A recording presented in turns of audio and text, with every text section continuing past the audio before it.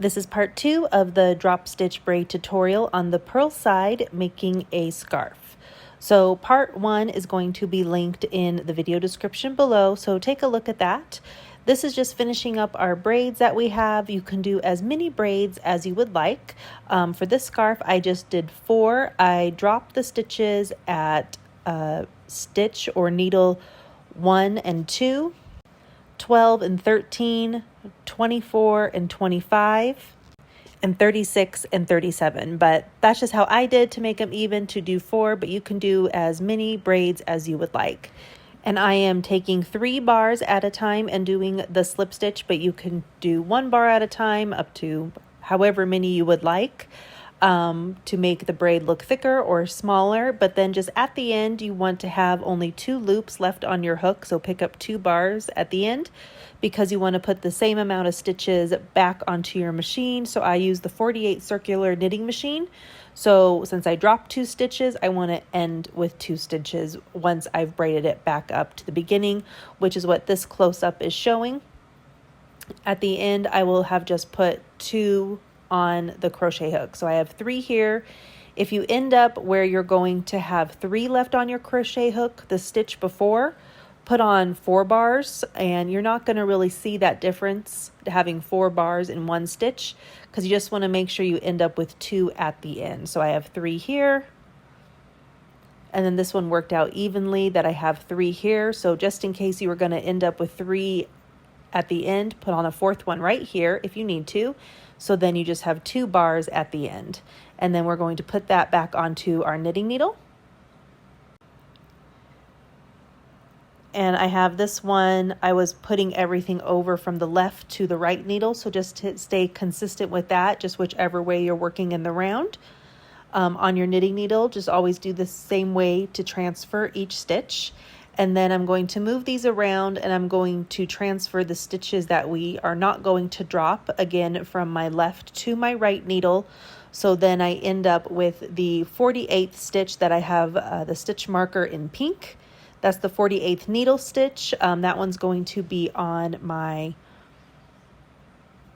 right hand needle, and then the orange stitch marker, that's my number 1 needle stitch. That one's going to stay on my left needle. So now the fun part of putting the project back on your circular knitting machine.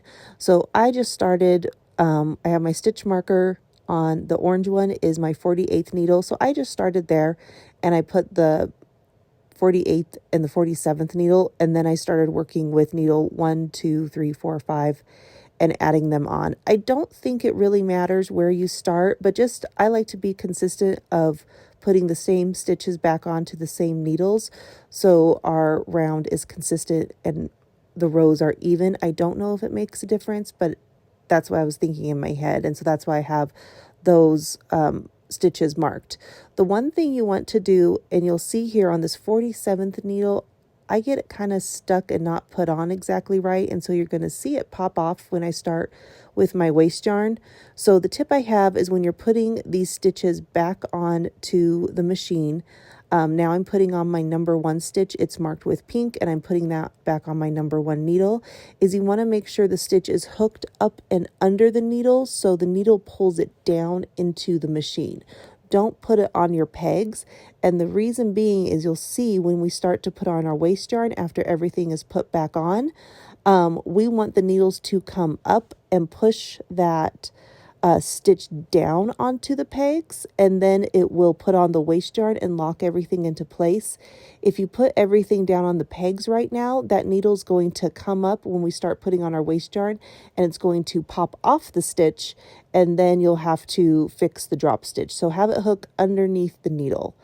So once it's hooked under the needle, then you rotate your handle, and then it will pull that stitch down into the machine. The other tip is just take your time on this part.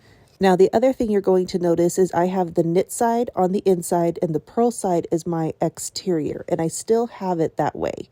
So normally when you are cranking your rows, knitting in the round on the machine, you see the purl side and the knit side's underneath. Well, when I removed it, we flipped it inside out so we could make our braided stitches, and then I didn't reflip it back. So I have knit side now facing out, and this is really helpful to have the knit side facing out when we put on the waist yarn. It's really easy to close. Now, if you remember from part 1, when I did the waist yarn, I said what would work better is if to remove it and flip the waist yarn so the knit side's facing and then start cranking your rows. You're going to see why when I close the 2 different sides, because this cast off side is super easy to close because the project is technically inside out back onto the machine.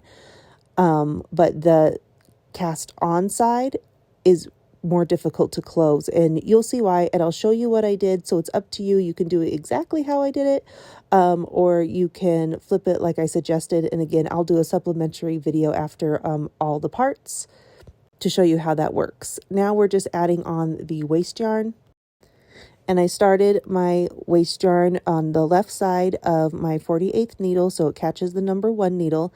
And as you can see, none of the stitches are popping off since we had it hooked underneath the needles, and everything is locking into place and working really well. You might just have to help a stitch out every now and then, but everything works really good. But you'll see when I get back to this 47th and 48th needle, right there, the stitch popped off.